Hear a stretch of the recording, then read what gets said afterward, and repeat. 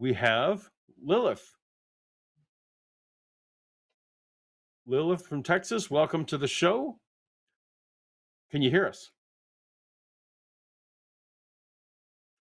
Lilith, if you were calling on the call-in studio, sometimes if you wait for a while, the mic, you have to like tap it or whatever because it mutes on its own.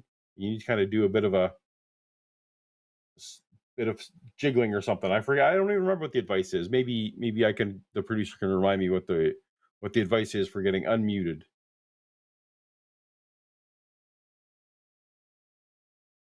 Lilith, are you there?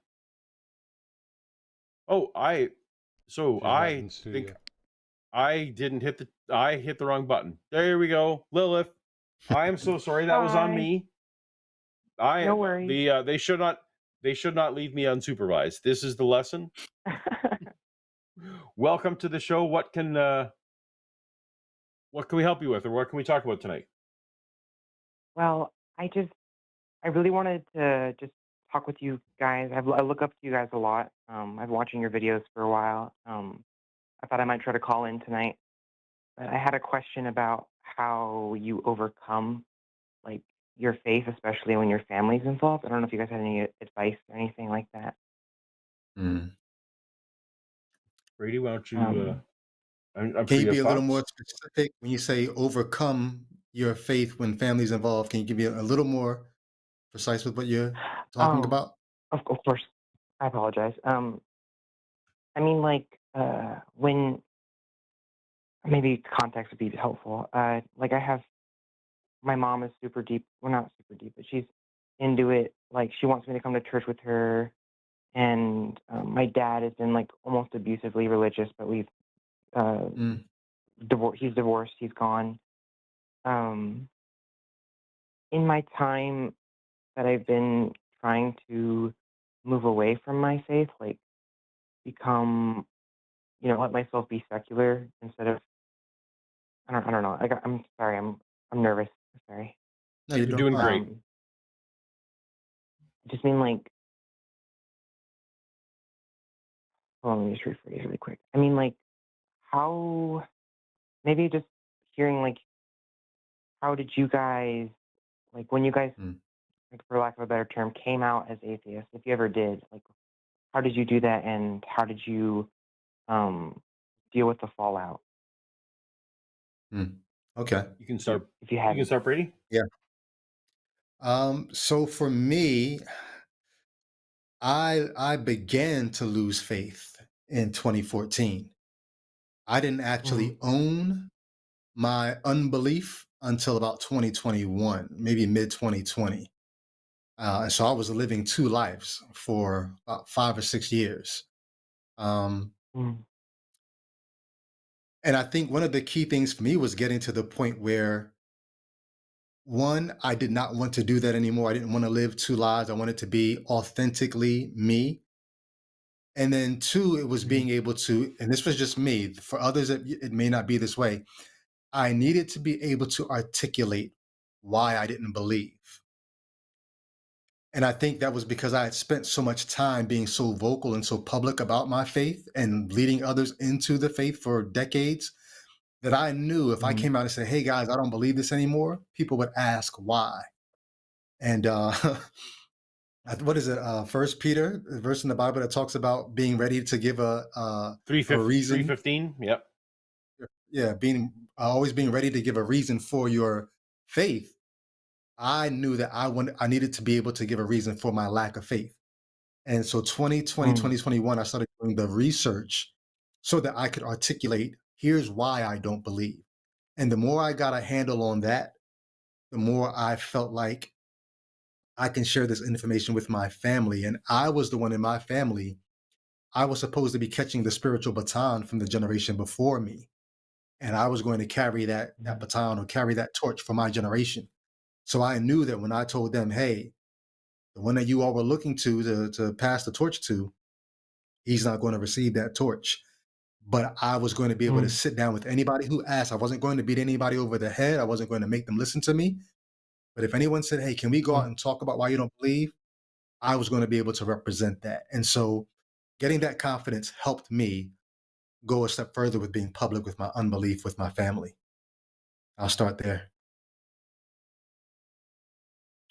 And Wow, that's go ahead. sorry. I was gonna say that's really I resonate with that a lot, and I thank you for sharing. I will share a little bit about mine and there's a lot of overlap with Brady, but I will also say in hindsight Mm, that you do not owe anyone. You no one coming out, no one deconverting, no one who leaves the faith owes anyone, no matter who they are in your life. You don't actually owe them that explanation. There's no homework required to stop mm. believing. So I also took on for myself, much like Brady, but I think Brady, you'd probably agree, you put that upon yourself as a responsibility, not something that Yeah, yeah. everyone is mandated to Right. Like I carry. said, that was me. And I think it was me Yeah. because of my history being so vocal. But once again, like you, I love what you're saying. There's no mandate to do that. Yeah. Yeah, Similarly, that's I awesome. was I was also, decades into it. I mentioned earlier, I've come from a Mennonite background, which is very, very, very, very conservative background. I went to Bible school. I was worship leader at my church. I was youth leader at my church. I memorized most of the New Testament. I paid for my Bible college by competing in Bible quizzing tournaments, like getting scholarships there. I served to teach. I served to teach kids. To Mm, memorize scripture. That was like literally what I did. mm, But similarly, in around 2015, I started. Well, you don't need my deconversion, right? You want to talk with it. So after I decided that this was all falling apart for me, and that I no longer was in the faith, I actually trusted someone very close to me with that information to try to Mm, figure out a path. And unfortunately, that person mm. let the cat out of the bag to everyone else. I was Wow. outed mm, against my will. And so one Mm, of the things I often advise is that's the worst way to do it. I think so, to being outed against you, because all of a sudden it was like, well, everyone's coming at you, and I wasn't. mm, Um, so mm, I made the mistake then of getting, and I pitched myself, I'm a cautionary tale. I'm what not to do, right? So I mm, mm, got super defensive and assumed that everyone coming at me wanted a debate. Some of them did. Some of them absolutely did mm, want the debate, but not everyone did. And I was a little bit overzealous. And mm, also mm, because everyone that I worked with was a Christian, everyone in my social circles was a Christian, my children were Christians, my parents were Christians, my sibling, everything. Just there was almost no one in my life who wasn't. That immediately created, by being outed, this incredible uh, island for myself. But I got mm, incredibly lucky because my family, some of them severed, but some of them decided that I was more important than the disagreement. mm, And mm, we worked together because we knew that we could barely be in the same room because this very, very important thing was so opposite. We all came to this collective agreement that the relationship was more important than the disagreement. And that's not true for everybody, but that we then found ways to, okay, well, we're setting boundaries now. We're not going to talk about politics or religion when we get together. We have other things we can talk about, and we'll just know that we can set that aside for the sake of this.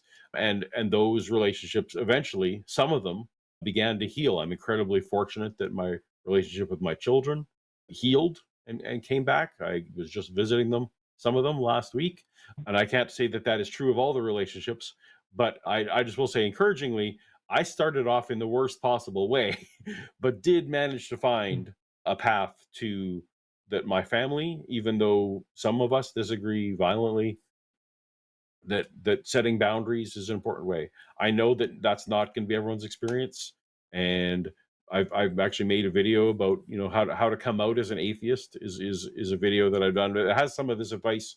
I had Neil 604 who's talked to hundreds and hundreds of people who've deconverted, and it basically took all the best advice from them. And mm, so some of that is like, don't debate, take a few years, figure it out. Mm, Decide yeah. which relationships are super important to you. And also, Lilith, I don't know if you are financially dependent on any of your family at this point, or if it would be a I danger to I you. I'm 17 and in Texas. I'm like in that weird spot where for some reason like I'm age of consent, but I'm not financially Mm. dependent, which is really weird. So that's So, strange. But I'm dependent on my mom right now. how do Mm. you think your mom would respond if she was to find out if you were outed? How do you think that your mom Well, would respond? here's the cool thing. I don't know if I didn't mean to mislead if I did on accident, but I am out to her Oh, okay, and gotcha. to my grandparents. Okay. It's just which is good. She's been really helpful, like really sweet and kind about it, but it it sucks sometimes when we like get into arguments and I get overzealous because I love channels like yours. I love Forrest. I mean all of them. They're just my favorites. Genetically modified skeptics. I enjoy Mm. listening to them, Mhm. and so I get excited 'cause I'm like, oh, I can be like my role models. I can whatever. I'm like, this is my mom. I don't need to lay the smack down on her. She's my mom. Like, and I I W- related to you when you said that you got overzealous. I'm like, yeah, I had mistakes like Yeah. that. But Mm. my with my dad, I haven't seen him in a year, and he actually just came to drop off the kids a couple minutes ago, like my brothers and sisters. But it's nerve wracking when he's around because I know that he Mm. was like Church of Christ Christian. I was raised that way. He's very Mhm. hateful, very vengeful in his way. Like I know for sure. Like I remember having nightmares of him. Like if this is too dark for the show, let me know. I'll stop. But like I'd have nightmares of him killing me or finding out that what I was, um, and it was scary. Mm. And because I was just so afraid of him, and he still has a little bit of control over my life, but I'm working to getting him out. Um, That that's very prudent. it, yeah, so that fear just kind of gets me, and it's a lot of it's rooted in the church that I grew up in, where it was just Mm. like no one else is right. If we are the only correct one, there's no other alternative. You're lucky enough to found the right church. You're in the right one. There's no other right one, so you can't leave. And Yeah. as a kid, I had a lot of like my dad would buy anti-evolution books, and I didn't know any better. I thought that's just what science was. So I would read these books and go, and I would read a sentence like, "Oh, scientists don't believe this thing. Obviously, it's stupid. Why would they believe whatever?" Like dumb, right? Stuff that is super stupid now, but it made like the stuff that I was makes me I was there. brainwashed with as a kid. Yeah, I thought dinosaurs were on the ark. I was no, you're yeah, I'm we're Yes, yeah, we're yes, in the same boat. literally. Yeah, Mm. Same boat as the dinosaurs. exactly. Yeah, we barely made it Well, out. yeah. So I don't want to that's take up too all. It much of your sounds like you're time. on I a know you guys got callers.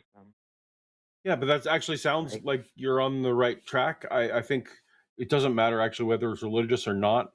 Boundary setting with people you love, even if you really love Hmm. people and you have a great relationship, setting boundaries is always good. So I encourage you over the years with your father, if that ever does become problematic, if you Hmm. choose and want to continue to have a relationship with him, and I hope that's the case, but you're not obligated to continue with that, obviously. Hmm. Um, I think just at least in my experience, setting those boundaries and adhering to them, especially if you're the zealous one like I was, you honoring it is gonna go a long way, and then model the kind of relationship you have. I'm so excited that things are on a path.